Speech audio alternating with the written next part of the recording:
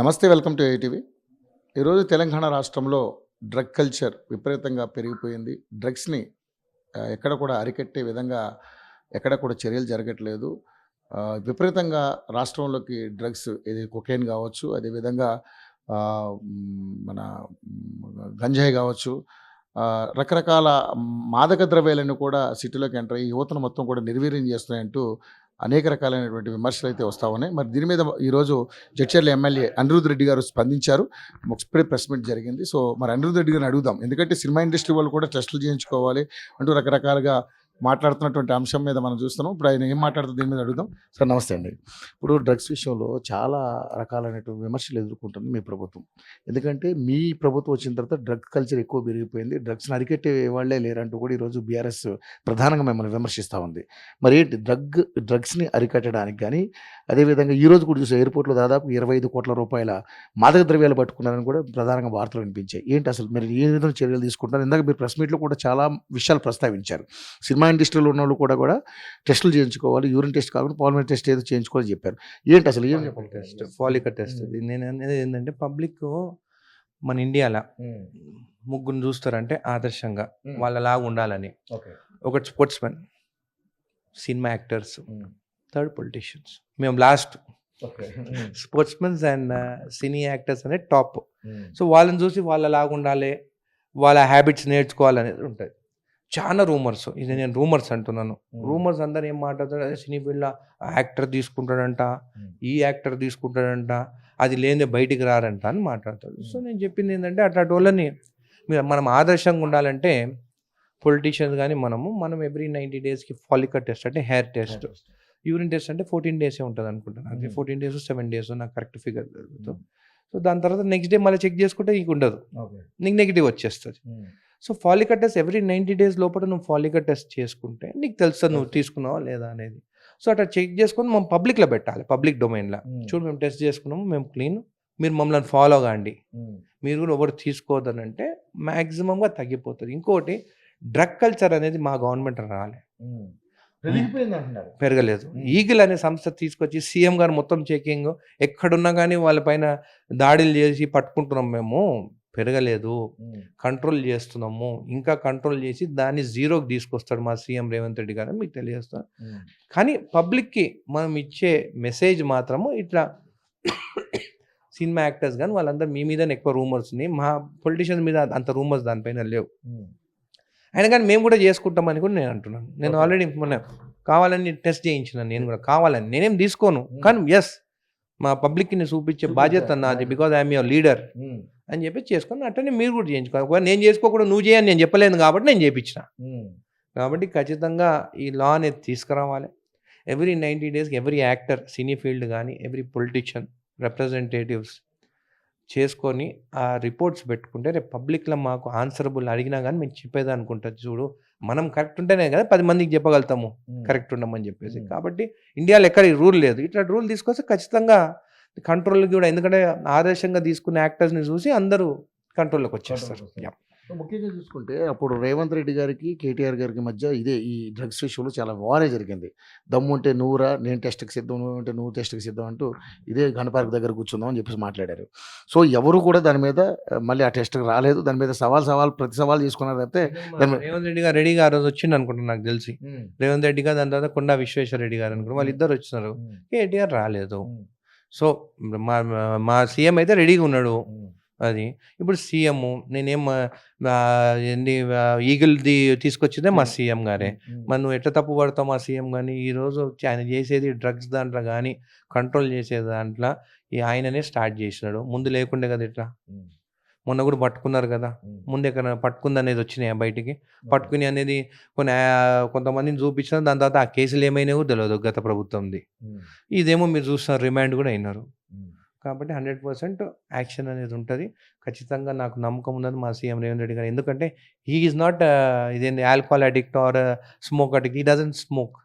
ఆయన సిగరెట్ తాగడు, డ్రింక్ తాగడు, ఆ అలవాట్లు లేవు ఆయనకి. సో డెఫినెట్గా he will control. Okay. So మొన్న జరిగినటువంటి ఏదైతే రైడ్లో ఎవరైతే చాలామంది పొలిటీషియన్స్ కూడా దొరికారు, అందులో ముఖ్యంగా పైలట్ రోహిత్ రెడ్డి గారు ఉన్నారు, తర్వాత ఏపీకి సంబంధించినటువంటి మహేష్ గౌడ్ గారు కూడా ఉన్నారు. మహేష్ గౌడే, మహేష్ యాదవ్ సంథింగ్ గౌడ్ అదే తలసాని శ్రీనివాస్ గారు అల్లుడు ఏదో అక్కడ ఎంపీ తలసాని శ్రీనివాస్ అందరూ ఉన్నారు ఆయన ఓకే ఏపీకి సంబంధించిన ఆయన. సో ఆయన్ని తప్పించే ప్రయత్నం చేశారు. ఇక్కడ ఉన్న వాళ్ళందరినీ మాత్రం దాదాపుగా 15 మందిని ఎవరినో రిమైండ్కి పంపించారు. ఏంటి మరి ఇలాంటి కల్చర్ పెరిగిపోతుంది, మీరు ఆ ఒక్కదాంతో ఆగిపోతున్నారు, ఇంకా చాలా మంది రైట్ చేసే అవకాశం ఉంది. 100% రేట్లు చేస్తారు. కేర్ఫుల్గా ఉండాలి అందరూ. మీరు కానీ తీసుకొని దొరికితే మాత్రం విసిపెట్టే క్వశ్చనే లేదు. మీరు చూస్తున్నారు, ఒక మాజీ ఎమ్మెల్యే అయినా కానీ కూడా రిమాండ్కి పంపించినాము. ఖచ్చితంగా యాక్షన్ తీసుకుంటాము. ఖచ్చితంగా అందరు నేను ఒకటే చెప్తున్నాను, ప్లీజ్ డ్రగ్స్ నుంచి దూరంగా ఉండండి. ఎవరైనా కానీ మీకు డ్రగ్స్ తెచ్చి తీసుకొని చెప్తే మీరు ఒకవేళ భయపడినా కానీ అవతల ఆయన ఏమైనా చేస్తాను భయపడినా కానీ మీరు సీక్రెట్గా మెసేజ్ కానీ మా సీఎం రేవంత్ రెడ్డి గారు మీరు ఈమెయిల్ పంపించవచ్చు. ఓకే అండ్ మా సీఎం గారికి పంపించవచ్చు, లేకుంటే పోలీస్ డీజీపీ వాళ్ళకి పంపించవచ్చు. 100% యాక్షన్ తీసుకొని మీ నేమ్స్ ఎక్కడ రివీల్ చేయము. కానీ డ్రగ్స్ తగ్గించేదానికి కానీ ఇట్లా చేసేటోళ్ళ పైన యాక్షన్ తీసుకునేదానికి ఖచ్చితంగా మా ప్రభుత్వము నంబర్ 1 దీంట్లో పట్టుకునే దాంట్లో మేము 100% యాక్షన్ తీసుకుంటాం. ఓకే, గంజాయి కూడా విపరీతంగా సిటీలోకి వస్తుంది అంటున్నారు. సో మరి బార్డర్లో చెక్ పోస్టులు పెట్టి ఎందుకు దాన్ని అరికట్టలేకపోతున్నారు? కారణం ఏంటంటే ఇప్పుడు మీరు చెప్తున్నారు, నాకు తెలిసి అయితే బయట నుంచి అయితే ఇక్కడ వస్తలేదు. నా కాన్షియన్స్ కూడా చెక్ చేస్తున్నాము. కొంతమంది బయట స్టేట్ నుంచి వచ్చే వాళ్ళు యూజ్ చేస్తుంది ఉన్నది. మేము ఆల్రెడీ దానిపైన స్ట్రిక్ట్ విజిలెన్స్ పెట్టినాం. మా కాన్స్టిట్యూన్సీలో అయితే ఎక్కడ ఉన్నా కానీ దొరికితే మాత్రం మేము వాళ్ళని పట్టుకుంటున్నాము. సో 100% స్ట్రిక్ట్ విజిలెన్సే ఉంది దానిపైన. ఇదివరకంటే సరే ఏ బీహార్ వాళ్ళు వీళ్ళు తీసుకొచ్చారంటే ఒక ఇది ఉండేది, ఎందుకంటే వాళ్ళు అదే వృత్తిలో ఉంటారు కాబట్టి. కానీ ఇప్పుడు మన తెలంగాణ రాష్ట్రానికి సంబంధించిన వాళ్ళు కూడా లోకల్లో ఎక్కడో ఒక చోట పండిస్తారు అనేది కూడా ఒక రకమైన వార్తలు వస్తున్నాయి. అట్లాంటి వాటి మీద ఏమన్నా అట్లాంటి మీ దగ్గర ఇన్ఫర్మేషన్ ఉంటే ఇప్పుడే చెప్పండి. నేను ఇప్పుడే ఇమీడియట్గా మాట్లాడతాను. సీఎం గారితోనే మాట్లాడి ఎక్కడ పండిస్తూ ఇమీడియట్గా రేట్ చేయమని చెప్తాను. మీరు ఉండే ఇన్ఫర్మేషన్ ఇవ్వండి నా దగ్గర. మీ దగ్గర ఉంటే ఏమన్నా, నా దగ్గర అయితే లేదు. ఉంటే 100% పట్టిస్తాం. అలాంటి ఇన్ఫర్మేషన్ ఇమ్మీడియట్ యాక్షన్ ఉంటుంది. ఉందా మీ దగ్గర? తెలుసా ఎక్కడన్నా? వార్తలు వస్తున్నాయి. అదే వార్తలు ఎక్కడి నుంచి వస్తున్నాయి అదన్నీ అడిగి చెప్పండి మాకు. చేయాల్సింది పోలీస్ వ్యవస్థ కదా, చేస్తారు కానీ మీ వార్త మీడియా కూడా మీకు కూడా మాకు ఎంతైతే మా దృష్టికి వస్తే ఇంకో మా దగ్గర మాకు ఎంతైతే రెస్పాన్సిబిలిటీ ఉందో మీడియాకి మాకన్నా ఎక్కువ రెస్పాన్సిబిలిటీ మీకుంది. ఎందుకంటే మీరే పబ్లిక్ గురించి కానీ ఆలోచించిన వాళ్ళ ఇష్యూస్ కానీ బయటికి తీసుకొచ్చేది మీడియానే. మీకు అట్లా ఇన్ఫర్మేషన్ ఉంటే 100% చెప్పండి. లేకుంటే మీకు ఇట్లా న్యూస్లో చెప్పొద్దని కూడా నాకు మెసేజ్ చేయండి. నేను బట్టి ఇమీడియట్గా రేట్ చేపిస్తా. ఇప్పుడు సినిమాటోగ్రఫీ మినిస్టర్ ఉన్నారు ఎవరు, మన కోమటిరెడ్డి వెంకటరెడ్డి గారు.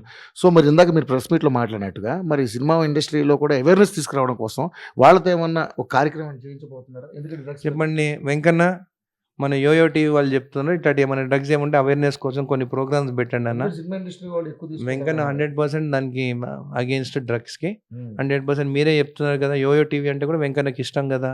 మీరు ఖచ్చితంగా మీరు చెప్పండి అన్న ఇట్లాంటి అవేర్నెస్ ప్రోగ్రామ్స్ చేస్తాడు.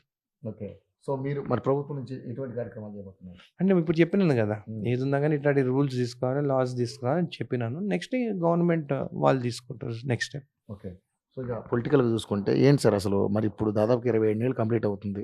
ఏంటంటే ఈ ప్రజాపాలన ఎలా కొనసాగుతుంది? వస్తున్నటువంటి వ్యతిరేకతను ఏ విధంగా చూస్తారు? వ్యతిరేకతగా అయితే నాకేమైతే ఇప్పటివరకు కనిపించలేదు.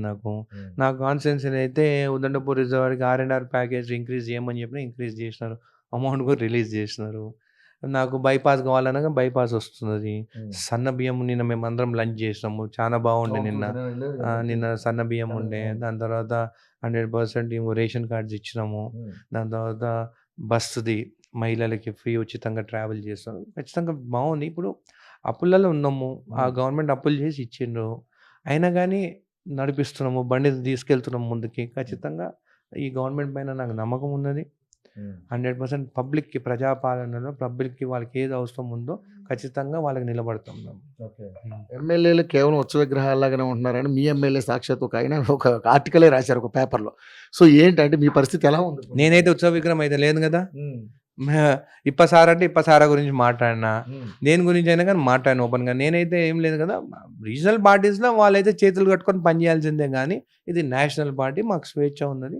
నాకు ఏది ఉన్నా కానీ కరెక్ట్ అనిపిస్తే నేను మాట్లాడుతున్నాను. ఓకే, మీ నియోజకవర్గంలో మీరు అనుకున్న విధంగా ఇంకా కొన్ని కావాలి, చేపిస్తాను. ఒక్కొక్కటి అవుతున్నాయి, చేపిస్తాను. కొన్ని బ్రిడ్జెస్ రావాలి. ఇప్పుడు ఉదండపూర్కి రేట్ ఇంక్రీజ్ చేయాలి, ఎన్హాన్స్మెంట్ అని చేపించినాను. కొన్ని బ్రిడ్జెస్ కావాలి. రోడ్స్ అయితే అన్ని కాన్స్టిట్యున్సీస్ కన్నా చూస్తే కంపేర్ చేస్తే నా దగ్గరనే బాగా వర్క్స్ జరుగుతున్నాయి. 100% ఇంకా తీసుకొచ్చి అన్ని తాండాలకు కూడా రోడ్స్ తీసుకురావాలి. అది కూడా ఖచ్చితంగా శాంక్షన్ చేయిస్తాను. బ్రిడ్జెస్ కొన్ని వచ్చేటివి ఉన్నాయి, కొన్ని చెక్ డ్యామ్స్ వచ్చేటివి ఉన్నాయి. 1 by 1 అన్ని శాంక్షన్స్ తీసుకొస్తాను. Okay, thank you sir, thank you so much అండి.